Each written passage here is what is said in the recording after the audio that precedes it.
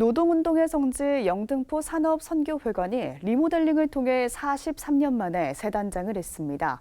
영등포 산업선교회는 4차 산업에 따른 노동 위기와 끊이지 않는 산업재해 등 이 시대가 직면한 노동 문제 해결을 위해 힘쓰면서 지난 역사와 정신을 이어가겠다고 밝혔습니다. 오요셉 기자입니다.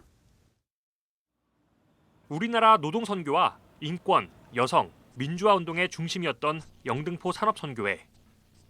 노동자 인권이 전무하던 시절 영등포 산서는 노동이 인간을 향한 하나님의 구체적인 소명임을 일깨우며 노동자들의 존엄성을 지키기 위해 분투했습니다. 또 군부 독재의 폭압 속에선 소그룹 운동 등을 통해 정의와 민주주의 정신을 확산하며 불의한 현실을 바꿔나가는 데 큰 역할을 했습니다.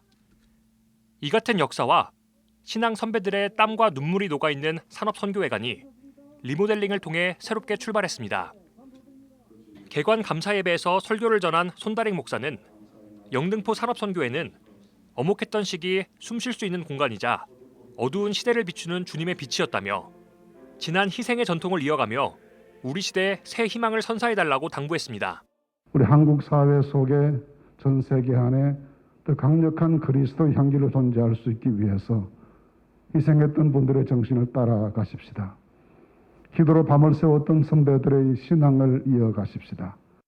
영등포 산선 2대 총무를 지낸 임명진 목사는 오늘날 노동선교가 아주 중차대한 기로에 서 있다며 노동운동과 선교의 조화, 정부기관과의 협력 등을 위해 지혜를 발휘해야 한다고 말했습니다. 임 목사는 특히 호화로운 건물이 산업선교의 정신을 훼손할 수 있다고 경고하며 지난 선교회관이 귀하게 쓰였듯이 새로운 회관이 먼 훗날 역사에 기여했다는 평가를 받을 수 있도록 산선의 정신을 굳게 지켜나가야 한다고 강조했습니다. 어떻게 산업선교의 정체성을 지키고 기독교 신앙의 정체성을 지켜나가며 그러면서 정부와 같이 협력할 수 있고 그리고 노동운동과 어떻게 조화를 이루어나갈 수 있을까? 새로운 과제가 주어졌다고 저는 생각을 하고 있습니다. 가려고 하는 길에 문제가 있다. 그러면 우리는 과감하게 이 산업선교 회관을 문 닫고 허물어야 된다고 저는 그렇게 생각을 합니다.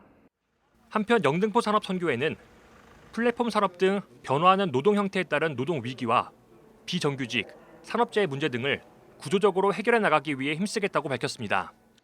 새로운 이 노동 형태에 걸맞는 노동법이 뭔지 정말 영혼이 있는 노동, 존중받는 노동이 되어야 되는데 그러기 위해서 우리가 제도적으로 어떻게 뒷받침해 가야 될지 교회가 이 문제에 대해서 어떻게 관심을 가져야 될지 저희가 연구할 것이고 산업재해 노동자들 계속 이어지고 있는데요. 산재로 죽어가는 노동자들이 더 이상 발생하지 않도록 영등포 산업선교회는 노동자들의 아픔을 치유하고 가난하고 소외된 자들의 무너진 존엄성을 회복하는 일에 교회가 적극적으로 연대해 줄 것을 요청했습니다. CBS 뉴스 오요셉입니다.